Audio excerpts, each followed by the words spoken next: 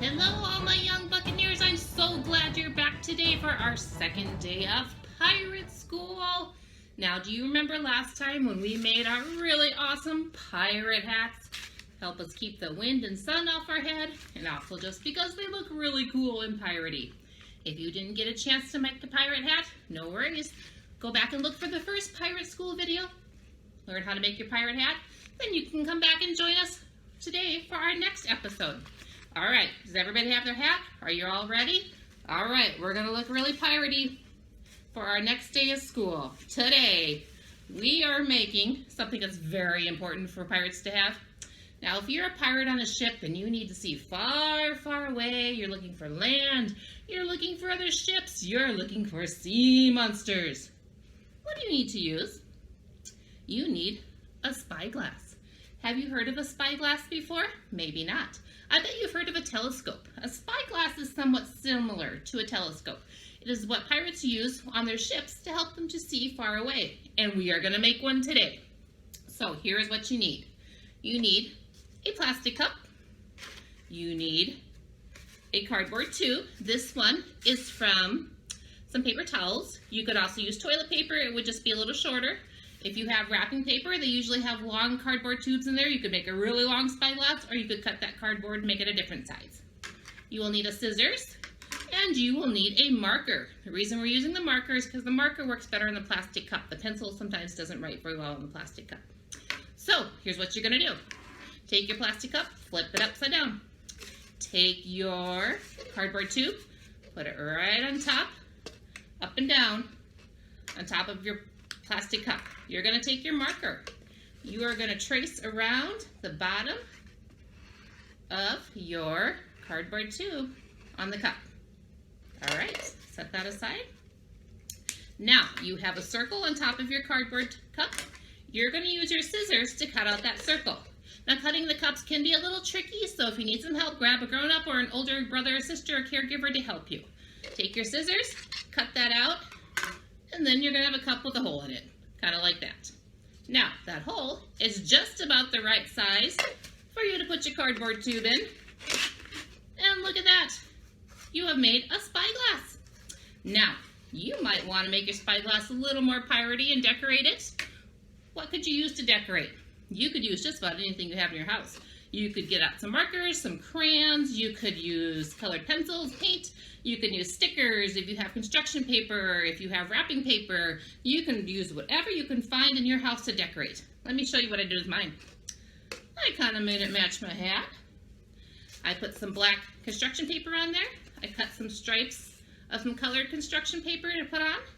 I have some star stickers, and now my spyglass is all ready to go. All right, are you feeling more piratey? We've got our hat, we've got our spyglass, we can look for some ships, we can look for some land, we can look for some sea monsters. All right, we are looking more piratey. Now we need to sound more piratey. Do you remember the words that we learned last time?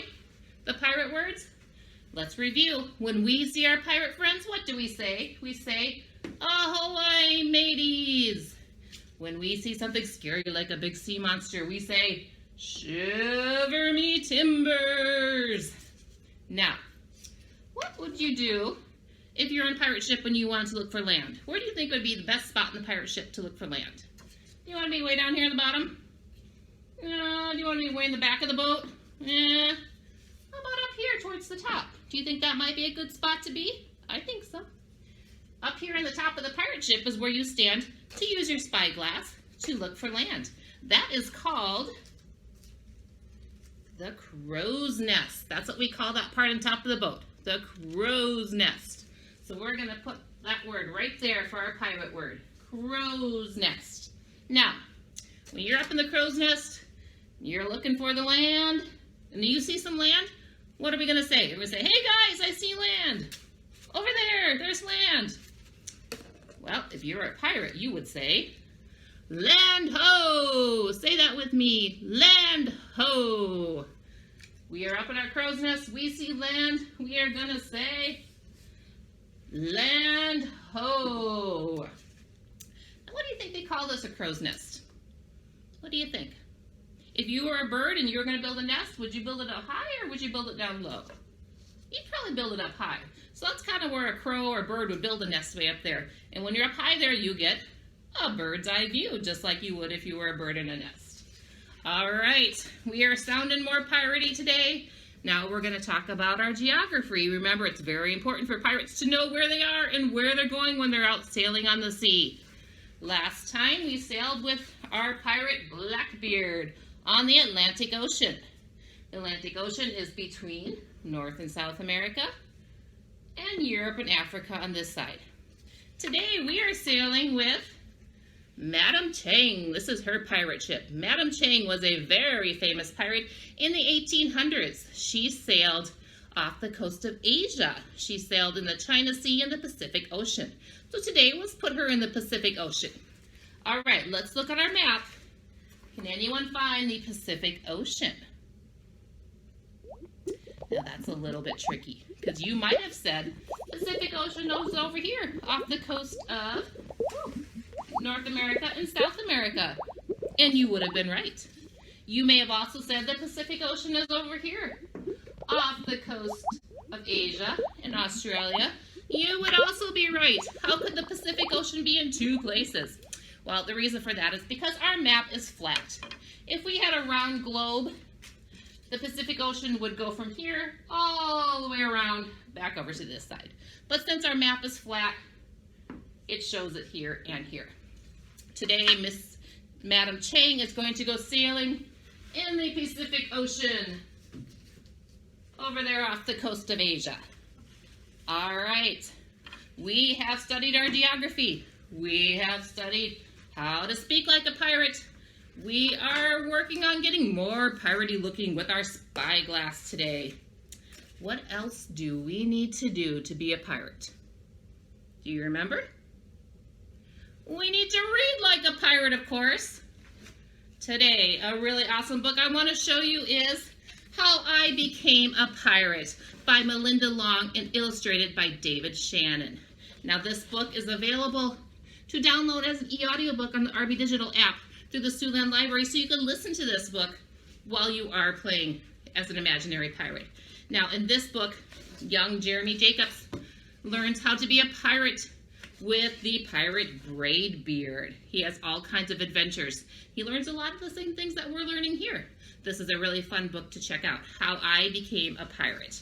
Now, maybe you don't want a picture book, maybe you're looking for something a little more challenging.